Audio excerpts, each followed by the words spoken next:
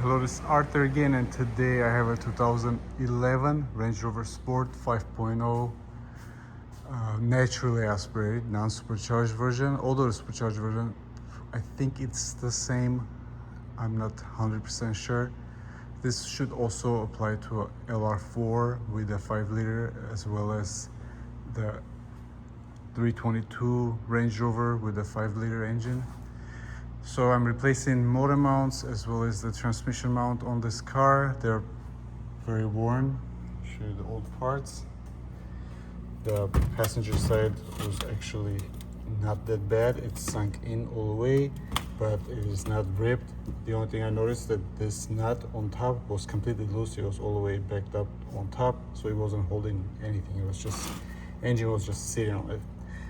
Where the driver's side, this one is completely destroyed, and it wasn't doing any motor mounting.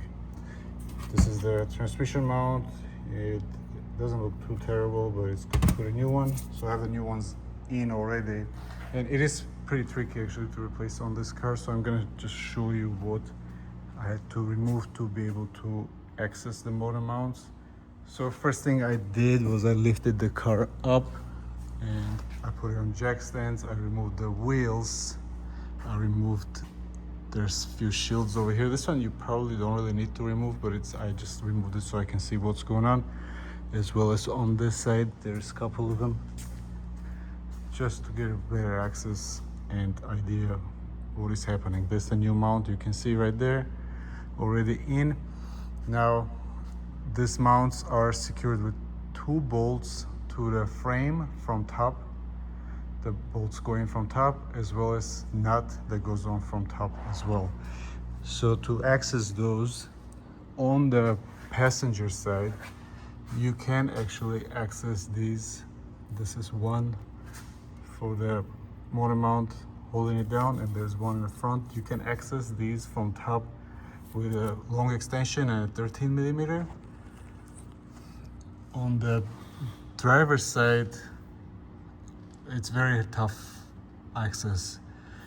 I did disconnect the steering shaft, which is still disconnected. I haven't connected it back. That way you can get to them, but on top of it, I did drop the diff, not all the way out, but I did disconnect the drive shaft from here. I removed this bolt. To remove this bolt, you have to loosen this oil cooler. There's 3 10s. They go from top over here. Kind of awkward piece over here to remove, but once you remove it, this comes out and you can actually remove this bolt. There's 3 24mm big bolts that go from here. I removed these, and the diff, I was able to bring it down. Now I did remove this drive shaft out of here, which is here. To remove that, I also undid those 6 bolts on the transfer case. I did loosen up this frame from here, as well as 1 bolt from here, and this dropped down after I disconnected the motor mount, the transmission mount, enough for me to pull the axle out from here. Other way you can't really get it out. You have to get this out. Once I got that out, that gave me enough access to be able to get in here and loosen up these 13s from here with a kind of angled ratcheting wrench, like this, that one, and then the one in front of it also. And I also used like a small ratcheting wrench, stubby, to be able to work them out, to get it out. As I said, the steering column got disconnected. Once I disconnected that was a little bit out of the way, and I was able to slip a deep 18mm on top of the nut and undo it from the top. It is pretty tight, but you need a camera to see what you're doing, or you can't see what's going on most of the time. You can probably get lucky, but it's easier if you have a borescope camera. I have one of these, and it works great, and actually I can see what I'm doing most of the time. Now I did lift up the engine from here to get this mount out. It came out fairly easy once I had it bolted off, and this down this much, it was enough room to slide it out. But on the passenger side, it wasn't really coming out that easy. I did have to loosen up the starter, which is two 13s over here, one this small one over here, and the one longer one that goes on this side right here. And the starter, I was able to move it back enough where I can slide the motor mount out of the way and out. On the way back, when I put it back on, I was able to drive the bolts in from here by hand using the short stubby ratcheting wrench somewhat.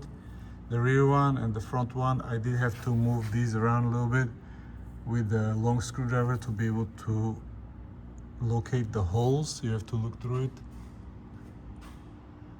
Quite a bit of work, honestly. It is a lot of work to get this out. If the diff was completely out, it would have probably been a little bit easier, but you know, to get the diff out, you need to disconnect axles and things like that, and I don't want to mess with none of that. The transmission mount is pretty easy. Just need to support from transfer case lightly, and there's 4 13s on top, and there's one 18mm right here. You pull this out and it drops out. I did also replace a oxygen sensor on this car, this one on the bank one first sensor, as it has a code for it. So we'll see how it goes. This car had a lot of vibration on the idle, so hopefully this mounts should take care of pretty much all of it. Let me see if I can give you any other pointers over here. On this side, if you come from the side, you can kind of put your hand in and try to locate the bolts and stuff to help you out to see what is going on, where is what, if you need to feed in from top. I used 3 foot-long extensions together to slide next to the engine to get to the top nuts of the mounts. It is pretty tight fit on the driver's side, especially on the passenger side. It is more accessible.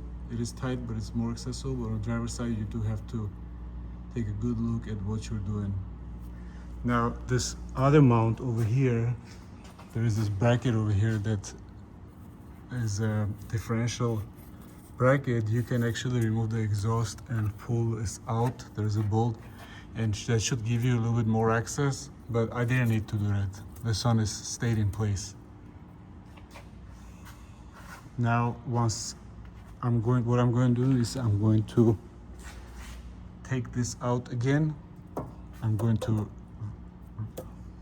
lower the jack, take this brace out, and I'm going to feed in the axle, the CV, you know, the drive shaft, and then put it back on again at this point, or it won't go in from at this point.